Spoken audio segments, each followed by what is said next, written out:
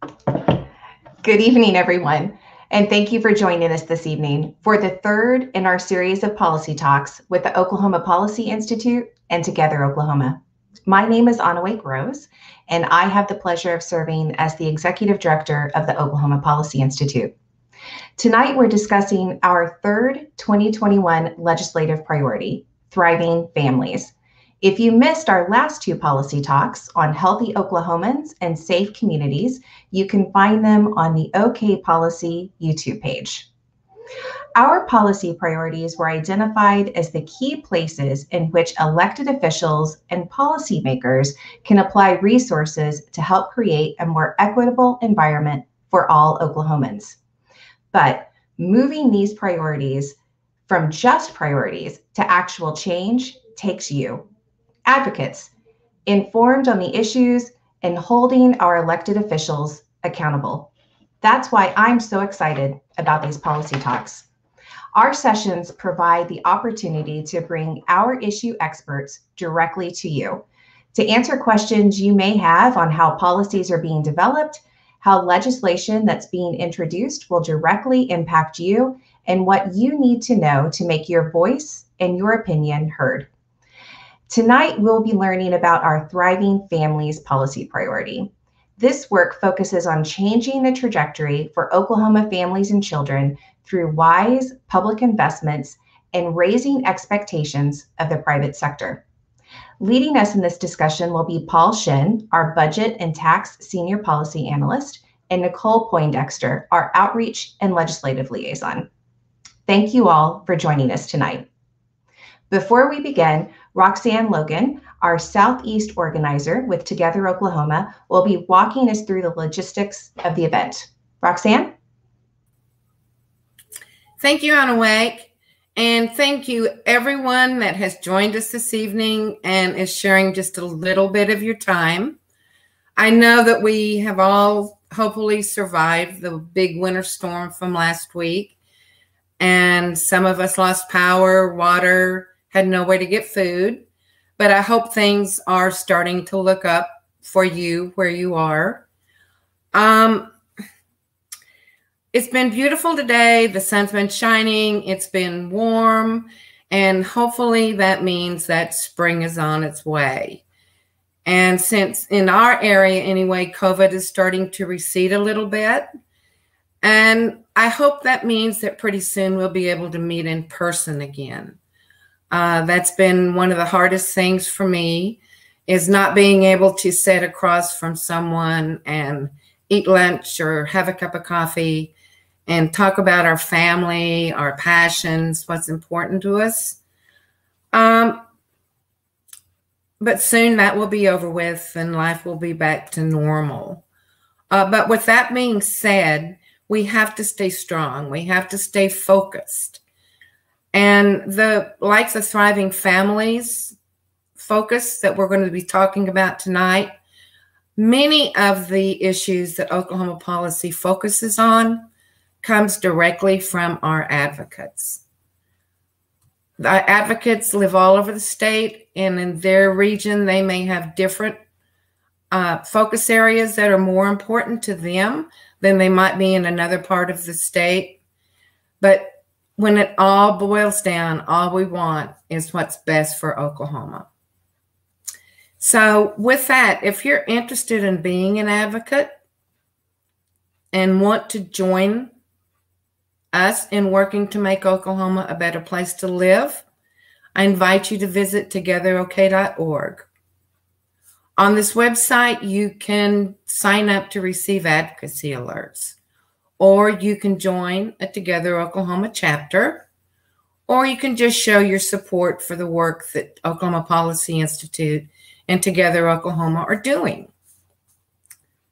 So with that being said, tonight, and as Anna said, this is our third and final event in our policy priority talking series. We're going to learn tonight about the Thriving Family focus. And with us, we have Paul Shin, who is the Oklahoma Policy Institute's Senior Policy Analyst, and he's going to be discussing the legislation that we are following around this issue. After Paul, Nicole Poindexter will join us, and Nicole will be discussing the bills that we're following through the legislature that revolve around our thriving family focus. And after Nicole gets completed, we will be having a question and answer period. And we will, if you have questions for Paul about the legislation he spoke about, or if you have questions for Nicole about the bills she has discussed, you can drop your questions in the live feed on whether you're watching on Facebook or on YouTube channel. And we will get as many of those questions answered live as we have time to.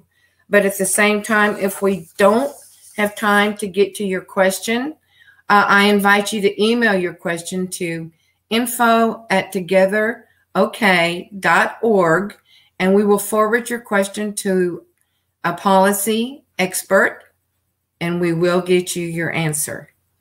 So now, with that being said, I would like to turn it over to Paul Shin. Paul? Thanks, Roxanne, and thank you, Anawake, and thank you all for being here and for being involved in making Oklahoma a better place to live, where ultimately all families have the opportunity to thrive. This evening, I will be talking about our Thriving Families agenda. I'm going to start by taking a look at what families are least likely to thrive, and then discuss 4 state policies that can help them come closer. So who's at the greatest risk of not thriving? I'm going to briefly highlight 5 different characteristics that are affecting the ability to thrive in Oklahoma right now. We'll look at both 2019, when we were at the height of the economic cycle, and then at some of the impacts of the pandemic and where we stand today. So this will be a shocker. The first of those 5 different groups that is not thriving are Oklahomans with low and moderate incomes. We remain a high poverty state. Now, for context, in 2019, before the pandemic, poverty for a family of 4 was $26,000 a year in income. So if you're an Oklahoman, you're 25% more likely to be in poverty than if you're an average American. Our poverty rate is 15% versus 12% nationally. That gap is wider now than it's been any time in at least a decade. It's important to remember that being somewhat over the poverty level still isn't thriving. In fact, even in low-cost areas like, say, Kiowa County, the poverty level is less than half what it takes to fully support a family. And about 1/3 of Oklahomans have incomes below twice the poverty level, so they can't really achieve self-sufficiency. 1/3 of Oklahomans then are below 200% of the poverty level. And under the pandemic, again, not too surprising, that lowest income group is having amongst the hardest time. If your income's under $25,000, you're 6 times as likely to not have enough food than if your income is $50,000. So people with incomes, families with incomes under $25,000, which is right at that poverty level for a family of 4, 1/3 of them, 35%, do not have enough food to eat. Second group, after low and moderate income, and obviously there's a lot of overlap here, Oklahomans of color. The poverty differences between whites and Oklahomans of color are astonishing. Black Oklahomans, the poverty level is 28%, more than twice what the white poverty level is. Hispanic Oklahomans, it's 22%. Native Americans, it's 19%, all much higher than the 12% white poverty level. And again, the pandemic took a horrible situation and made it worse. Lots of measures of how things are working in the pandemic, and I'm just looking at a couple jobs and food. If you're Black or Hispanic, you're somewhere between 1.5 and 2 times more likely to live in a household where someone lost a job than if you're white. And for Hispanics, 2/3, 66%, live in a household where someone lost a job as a result of the pandemic. You're also 3 or 4 times as likely to not have enough food to eat than if you're white. So 35% of Blacks didn't have enough food to eat in the last week. Third group after low-income Oklahomans and Oklahomans of color is Oklahoma's children and their families. If you are 5, if you're age 5 in Oklahoma, you're more than twice as likely to be poor than if you're age 65. 22% of our under 6-year-olds are poor in Oklahoma. Part of that is because 1 in every 6 Oklahoma children has at least one parent incarcerated and thus unable to support the family. The pandemic, again, is hitting kids and their families harder than most Oklahomans. Families with children are having a harder time covering all their expenses than families without children. And the disruption of education and childcare is putting incredible stress on children and their families. Fourth group that is not thriving to the extent that many other Oklahomans is Oklahoma women.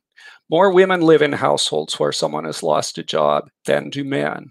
And thousands of women have had to drop out of the workforce entirely because their children are learning at home or they lack childcare. And that isn't just a short-term problem. That will reflect for decades in earning losses for women and likely less retirement income because of this lost time in the workforce. Finally, let's talk a little bit about less educated Oklahomans of all colors. If you have a high school diploma or less, you're 4 times as likely to be in poverty than if you have a college degree. Basically, 1 out of 5 Oklahomans with a high school diploma or less is poor. Less than 26,000 for that family of 4. That's less than about 13,000 for a single. The pandemic has been particularly devastating to low-income, unemployed, and less educated white Oklahomans, as it is across America, who were already dying in record numbers from drugs, alcohol, and suicides. So that's kind of a picture.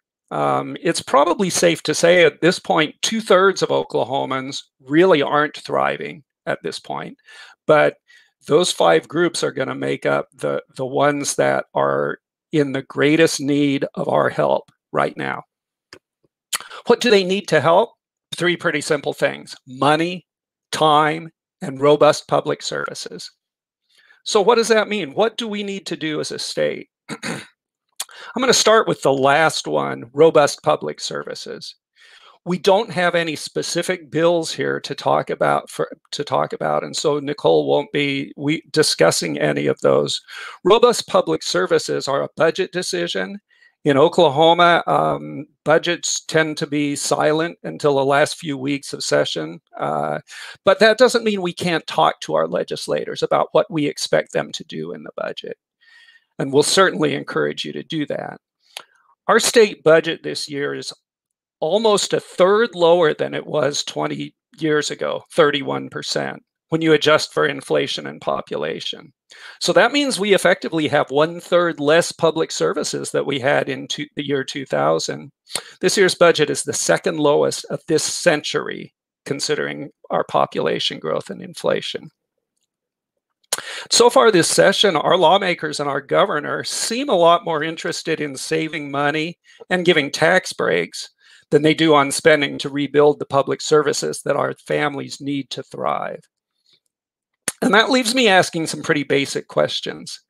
How will we close all these gaps I described if we keep cutting education spending, which also has been cut 31%, considering inflation and the number of students we have now? How will those with just high school diplomas or less be able to support families if we keep cutting funding for higher education? How will we get women back to work if we aren't willing to provide safe and dependable in-person schools? Or if we continue to stand still while our childcare industry dies? When we can get back to full-time in-person schools, does it really have to be in overcrowded classrooms with underpaid teachers and staff?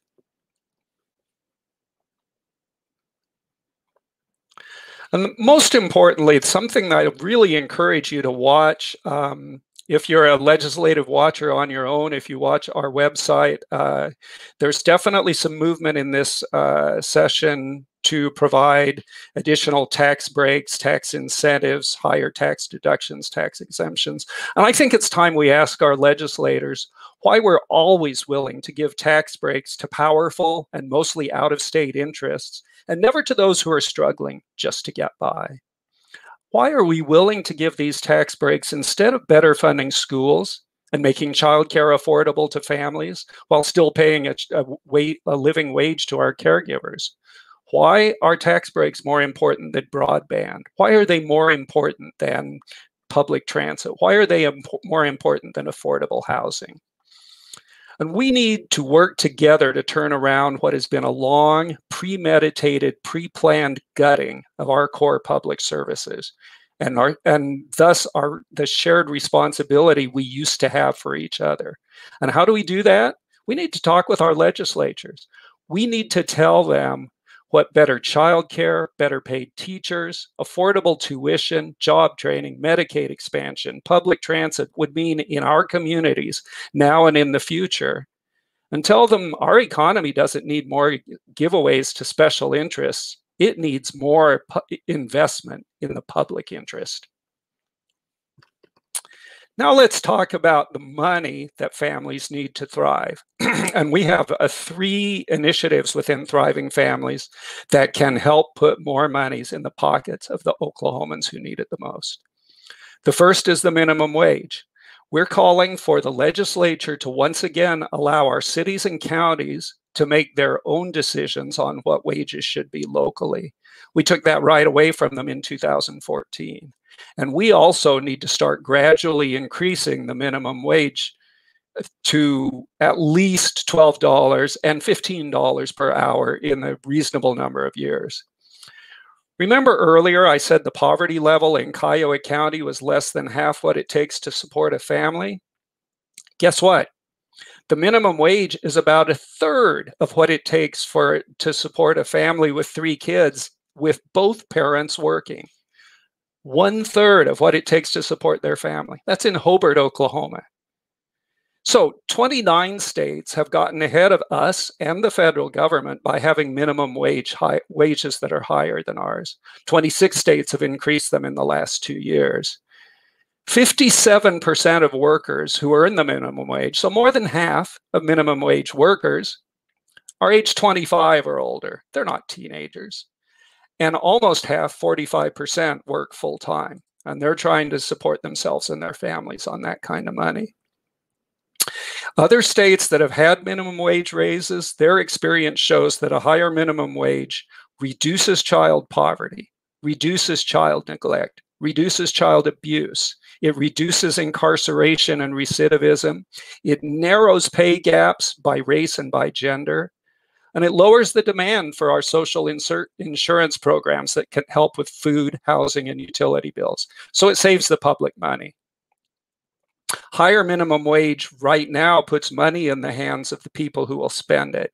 And since we're going to take a long time to recover from this pandemic economy, having money in the hands of people who spend it is a key investment in that recovery.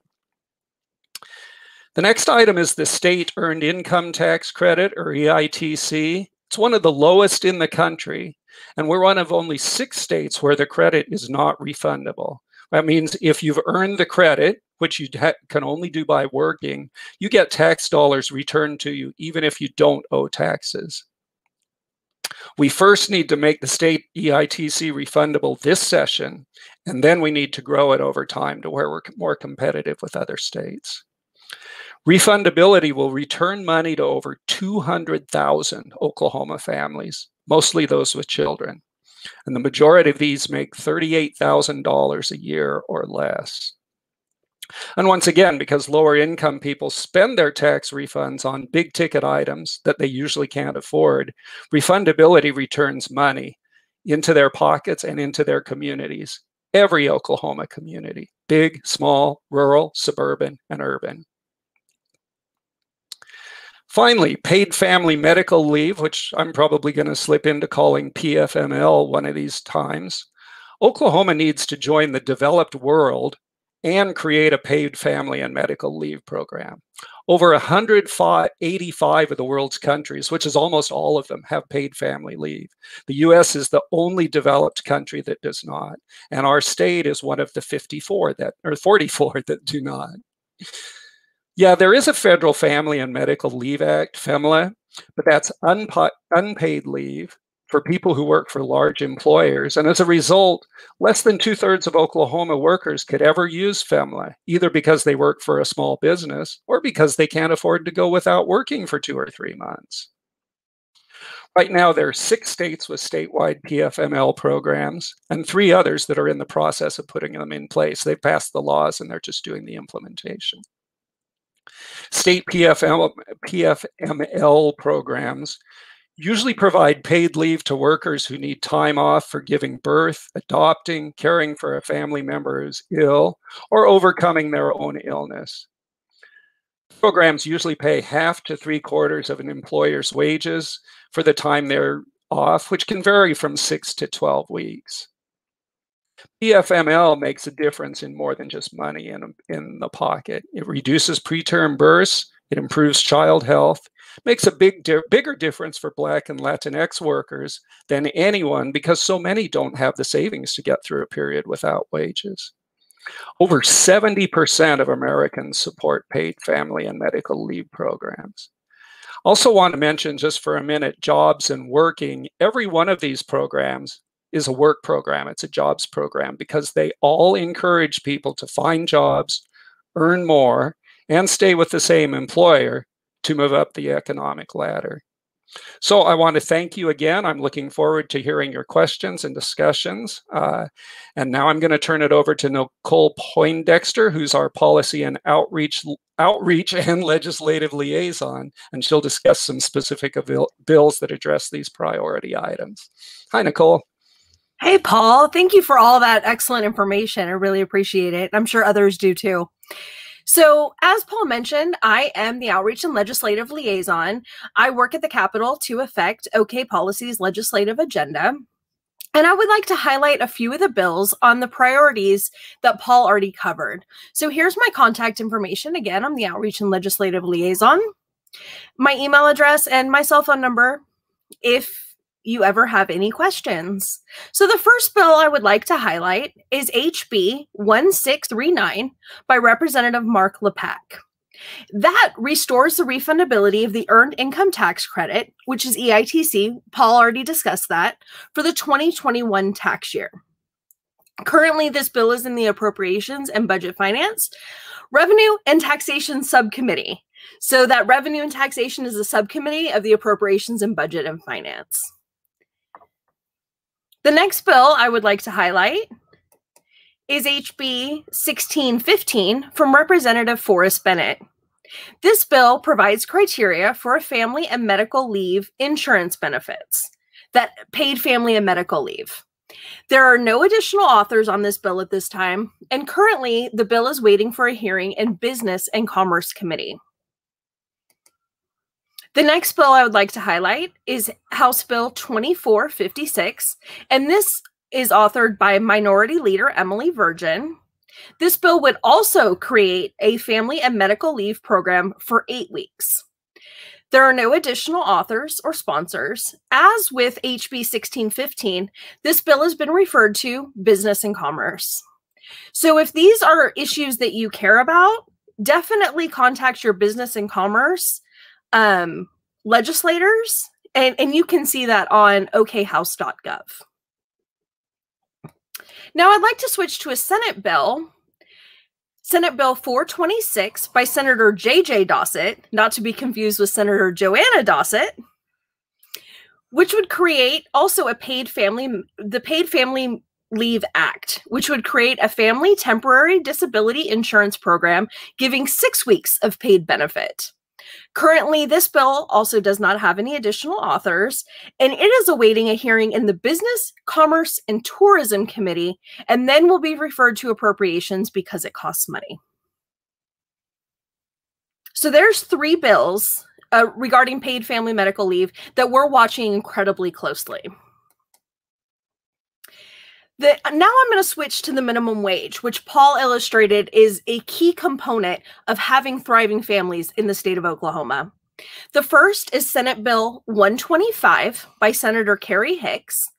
This increases the minimum wage incrementally to $10 per hour by 2024. So it starts with a dollar an hour raise, and then it goes up from there until 2024.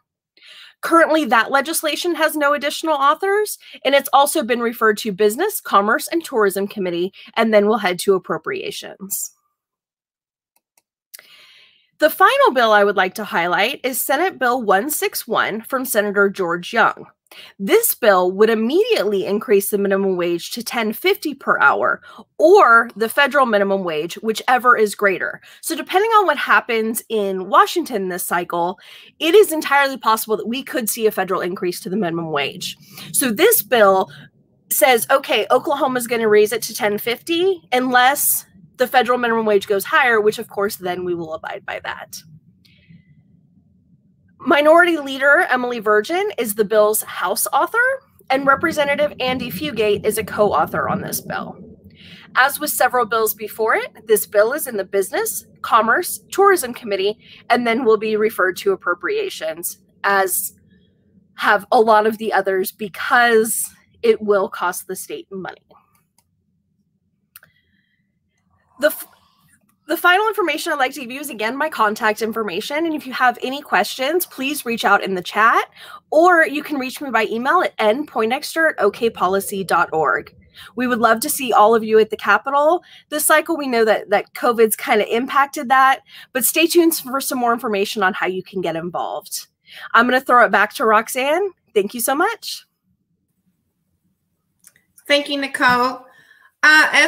As Nicole said, we are living in a pandemic, and those of us who try to do our jobs as advocates, this has been a difficult time.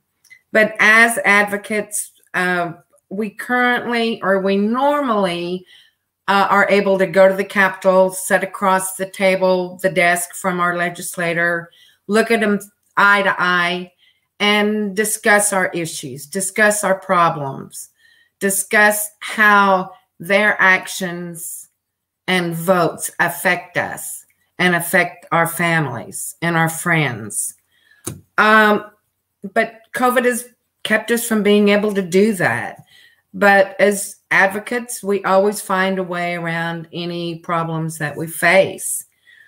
We have learned how to stay in touch with our legislators virtually.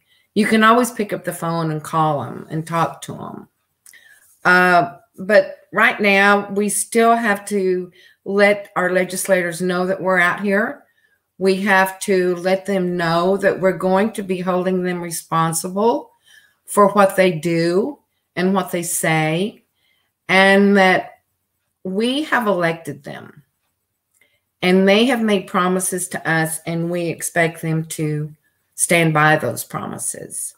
We need our legislators to hear us. We still need them to hear our voices, whether or not it's in person or not.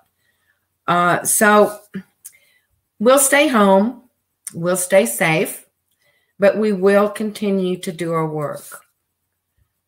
We will still have our seat at the table. It may be a virtual seat, but we will have our seat. We will let our voices be heard, and we will let the voices of the people who think they don't have a voice be heard. So with that, I would like to mention that on March 4th at 10 o'clock, we're going to be having our first virtual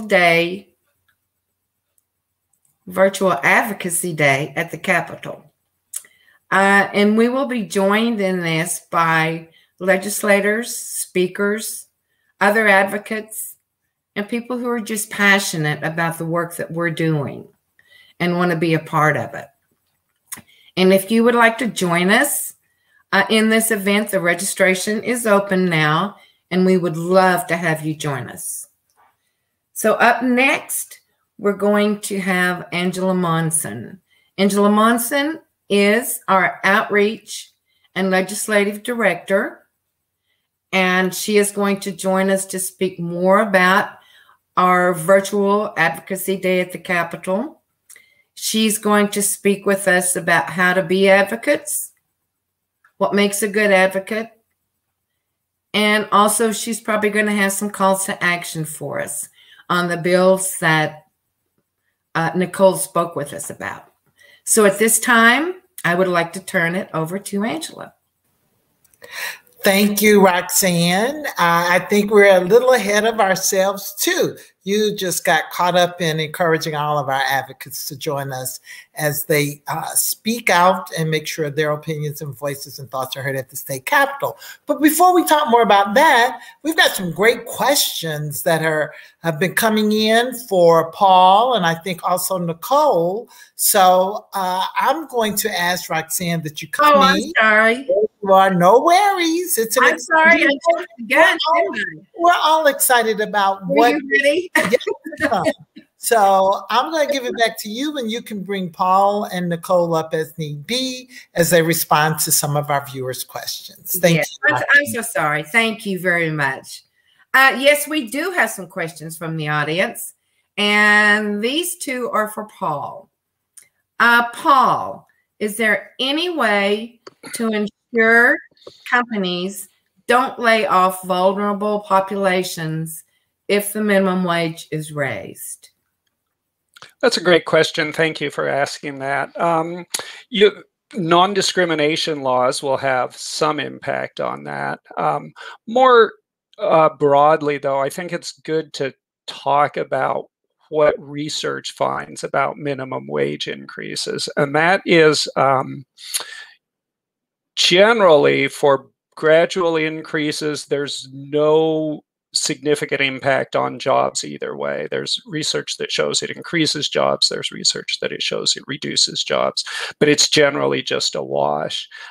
For even a substantial increase, like from $7.25 to $15, the job loss is not huge. Some people will be laid off without a doubt, but there was a recent study showing that going to $15, 3 million Americans could lose their jobs in the short term. So that would mean in Oklahoma, maybe 30,000 Oklahomans. On the other side of the equation, 200,000 Oklahomans make under the poverty level as wages. And if you can make 170,000 out of 200,000 better off, you probably ought to do that. It's a good batting average. Thank you, Paul. Nicole, I have a question for you. I have heard a lot of people say that their voice doesn't matter. And it doesn't do any good to talk with their legislators. What would you say to them? That's absolutely incorrect. I know that a lot of people feel that way, and I get that. I empathize with that. But the reality is that as little as 5 to 7 contacts from constituents can change a legislator's mind. That's proven data. Legislators are human, and they are elected to be the voice of the people. The problem is that the voices are often coming from special interests and lobbyists. They're not coming from the people. And the people need to be empowered to speak up and have their voice heard. And that is why Together Oklahoma is such an amazing organization, because it lifts up those voices and legislators are listening. So please, if you're not a member of Together Oklahoma, please join. If you are, start having those conversations with your legislator. Start early, start often, and have consistent communication with them. Don't just reach out to them when you need something. Reach out to them on their birthday. Reach out to them on a special day. Or reach out just to say hi or offer expertise. And that's how you get your legislators to listen to you. Thank you. I know my legislator in this area, oftentimes I'll just call her up and ask her to go for coffee. And we won't necessarily talk about anything. We will just get to know each other and form a relationship. so that she knows when I reach out to her, it's something important and I need her to take action on it. Paul, we do have another question for you. The question is, I know that many people fall into multiple groups that you mentioned. How are Oklahomans with disabilities impacted? That's a great question. And I certainly wish that federal and state governments did a better job of keeping statistics so that we would know where disabled Oklahomans are and where they need the most help. Your question mentions the overlap, and I would expect and experience suggests a lot of overlap between those who are disabled and those who are low-wage workers or those who don't work, as well as people who may be in the below the bachelor's degree group. Disabled Oklahomans who do work are likely to benefit hugely from a refundable earned income tax credit because the more you earn, the bigger a credit you get, and thus a larger tax refund. I would think disabled Oklahomans also would benefit greatly from family and medical, or from paid family medical leave, because they likely need some help now and then from family members who right now can't give it to them because they can't afford the time off work, or even risking job loss, whereas Pfml would give them the opportunity to do that. Thanks for the question. Paul. Nicole, I have another question for you. Do you have to know everything about a bill before you speak to your legislator about it? Absolutely not. Honestly, one of the best ways you can connect with a legislator is to call them and ask them questions on the bill, especially if you don't understand it. It's perfectly acceptable to call your representative and say, hey, you authored this piece of legislation and I don't understand it. Could you enlighten me? That's a great way to build a relationship and build that connection that can then be fostered into a deeper connection that you can use when you need it on issues that you really are passionate about. So don't feel like you have to know everything. I'm going to tell you a secret. Legislators don't know everything. They often know a very little bit about a lot of things, or they know a lot about a very specific thing. And it's really our job as advocates to be an education resource for legislators. So don't be afraid if you don't understand it to reach out. And if you don't understand the legislative process, that's where Together Oklahoma can really help you in understanding how a bill becomes a law in Oklahoma. Thank you, Nicole. We do have another question from the audience, and this one is for Paul.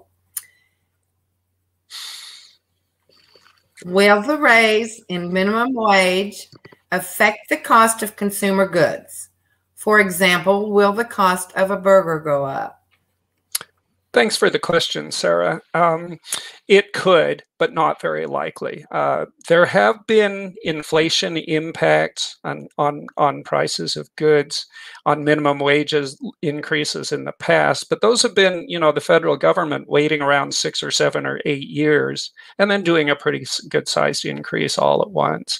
What most states are doing, and what we would recommend for Oklahoma, is a gradual increase. Many of these states are even tying their increases to inflation. States that have been increasing the minimum wage, and that goes back about 10 or more years now, doing it gradually, there's been no significant impact on prices at all. Okay, we have a couple of questions for Nicole, it looks like. Nicole, the first question is, can I call legislators even if I'm not their constituent? Catherine, absolutely. You can. And on a lot of these bills, they're not actually being heard on the House floor yet. They're still in committee, which means contacting that committee chairman to make sure that those bills are heard is incredibly important. So you can absolutely contact any legislator. Now, I will say they will give deference to their own constituents. So it's a great opportunity, if you know somebody that is a constituent, to have them call as well, because that will be, the legislators will give a greater voice to their constituents, because that's who has to vote them in. So while you can absolutely contact anybody, and they should be listening to everybody, really trying to find somebody that is their constituent is a great advocacy tool that you don't want to leave in the tool chest. And Catherine had another question. She says, I keep calling my legislators and keep getting sent to their voicemail. Any advice? Yeah, I'm sorry that's happening to you, first of all. And second of all, this is where we have other avenues. So we can call, we can email, but this is when you might want to tag on social media and say, hey, I've called you 7 times and you're not responding. And use social media sparingly in that way, but it can be a good tool to tell a legislator, hey, you're not responding. And it could be maybe their phone's not working. Highly doubt it, but it could be. Or maybe that the messages are getting lost, which they need to know about. So it's a great way to kind of shame them into doing what they need to do. Again, I'm sorry you're experiencing that. And from my perspective, I think most legislators really want to hear from their constituents. So definitely reach out in another way and see if you can connect with them. Okay, Nicole, it looks like we do have one more question for you. What's the timeline for these bills you described so we can get involved? So they're all going to have different timelines. And that's because the legislature is set up to where you hear bills in committee in your house of origin first, and then bills that don't advance are basically dead. So a lot of these bills that are still in committee, they have until the end of the week to be heard, until Thursday. And if they're not heard, they're probably dead. For bills that have already passed committee, then they have several more weeks to be heard on the House floor. But that was a great question, Brittany. Thank you. The legislative process can be a little intimidating if you don't understand how it works. And so Together Oklahoma has some great resources on that to learn the process. And if you ever just have a quick question, feel free to email me directly. Okay. Well, since I've got you here, we do have one more question. What would your virtual elevator pitch look like for an advocate? Sure. So depending on the topic, you really want to know some data, some facts, and how it impacts their constituents. So if you're in the elevator with, say, Representative Forrest Bennett, and you're really interested in paid family medical leave, tell him how that's going to impact his constituents. Give him data, give him information, and make sure it's about his constituents, because again, those are the people that he cares about the most. He cares about all Oklahomans, but he's really going to care about those people that are voting him in. So having data, having statistics, but also having a story. If you can put a 10 to 15 second story in there on how it would have impacted your great aunt to have paid family medical leave, please include it. So the more information you can give them, and then say, I'm going to follow back up with you. I'm going to call your office in a week or two, or I'm going to send you an email, and continue that conversation past the elevator pitch. Thank you, Nicole. Paul, would you like to comment on about the timeline for the bills that were discussed and how to get involved? Yeah, I would. Thanks. I just wanted to point out that if you're interested in tax issues such as the earned income tax credit, or you're interested in budget questions, deadlines are pretty flexible, rules schmools. So what we're really hoping this week is that one of those earned income tax credit bills gets heard. This is the week, if you support the EITC and refundability, this is the week to find the members on those committees and to talk to your own representative to do that. If it is not heard and passed out of committee this week, That doesn't mean it's dead. Usually in late April, early May, there will be a big budget deal that may include some tax increases or tax decreases. So if we don't get the EITC this week before the hearing deadline, that doesn't mean we need to slow down or stop. We'll still have influence. And budgets don't move at all through the regular legislative process. And I might mention we're the only state in the country that doesn't do that.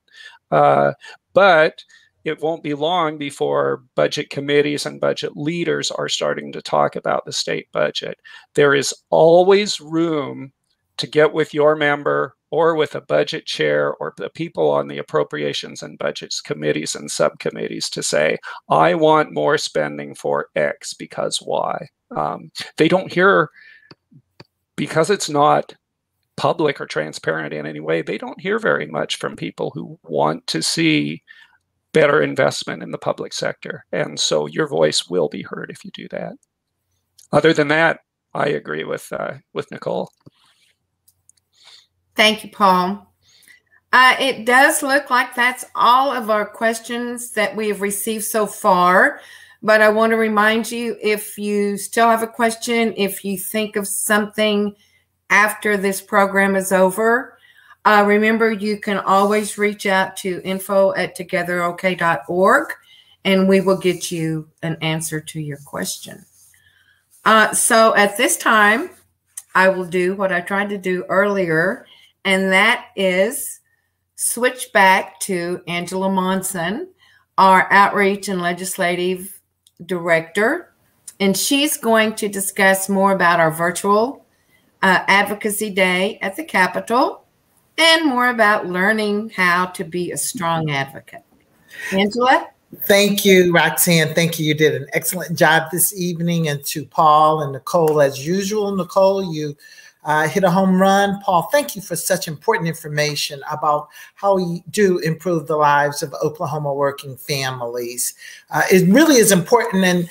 And Roxanne's excitement about activities coming up, I hope is shared by all of us, those of us not who just work as advocates, but those who are volunteers, who understand because they live the lives that we talk about, the importance of advocating for the changes in public policy that were noted today and noted at the two earlier policy talk events. And let me mention quickly, if you missed one of the two earlier events, you can pick them up at either our YouTube or Facebook or Twitter, Together Oklahoma homepages. They're recorded there and the information is still vitally important. So if you haven't heard or watched, please do so. I'm excited. I am really excited, Roxanne, about several activities that we have coming up. But I'm really excited about the opportunities that we're going to extend to individuals to learn more about the issues we've been talking about, to join with others around the state to advocate for the changes that we know are important to our Oklahoma families, to influence public policy at the state capitol, and to make sure that Oklahoma really is the kind of state that we all wish to live in. So to make that happen, one opportunity is coming up. We've mentioned it several times tonight, March 4th. Our first virtual advocacy day at the state capitol. It begins at 10 o'clock. Registration is open. So we're going to encourage you to share this information on your social media pages, that you sign up, that you make sure that your friends sign up. There is no cost at all. It's going to be a fun morning of events to hear from legislative leaders and other legislators about their bills, some of the bills we've been talking about over these last 3 evenings. There'll be an opportunity to hear stories from Oklahomans, again, whose lives have been affected or could be affected for the better if some of these policies were actually made law. There'll be some entertainment, And then most importantly, an opportunity for you to visit with your state legislators. Both Paul mentioned the importance of talking to us, Paul and Nicole, the importance of talking to state legislators. Anna Wake, in her earlier introductory comments, mentioned the importance of sharing your views and your ideas and your thoughts with the people who you elected to represent you. So before we finish out on March 4th, we will have an opportunity to get you into a virtual meeting with your state legislator. It does require that you register in advance for that event if you would like to meet with your legislator. So please sign up so we can make sure we know how many people and who we need to set these meetings up, and you can give them some thoughts and ideas and your positions on some of the policies we've been talking about. And after March 4th, there will be many other continued opportunities for you to engage. When the question was asked about the time frame and what do we do, how do we get things out there? Well, Together Oklahoma is an ongoing advocacy initiative that will continue to provide for you opportunities to engage with your legislators. We're going to this year provide an opportunity for individuals who are more focused or more interested in a particular policy area than another to join together with advocates of like mind across the state. We're going to provide opportunities for you to meet regularly with us so you can be kept up to date where those bills are in the legislative process, what you can do to engage and to encourage others to engage in that process and continue to communicate with the policymakers, of course, who have the power to provide for us the things that we think are important. We're going to ask you to help us make sure that in this virtual space that we can monitor committee meetings, to observe those meetings. There's some benefit now being in this virtual space so that wherever you are, you can engage in what goes on at the state capitol without making a trek to Oklahoma City. So we want you to help advocate for the changes that we know are important, that you know are important, that many Oklahomans know are important. We want to make sure that you have not been silenced, but your voice is definitely heard. So don't forget to register on March 4th. Roxanne, come on back with me. I know these are important times. You said it early on. We've been faced with cold weather, no running water, no heat. But then that exposed many gaps in our social infrastructure, our safety net. No, but we know that there are families who deal every day with or without the cold weather, with or without the pandemic, with trying to provide food for their families, trying to pay rent and mortgage, trying to pay their electric bill, trying to figure out how they're going to get to point A to point B because there's no adequate public transportation. So there are many, many issues that our families are dealing with. And I thank you, Roxanne, for the work that you do in the Ardmore area, in the southeastern part of the state, trying to make things better for people who live in Oklahoma. This can be a really, really great state.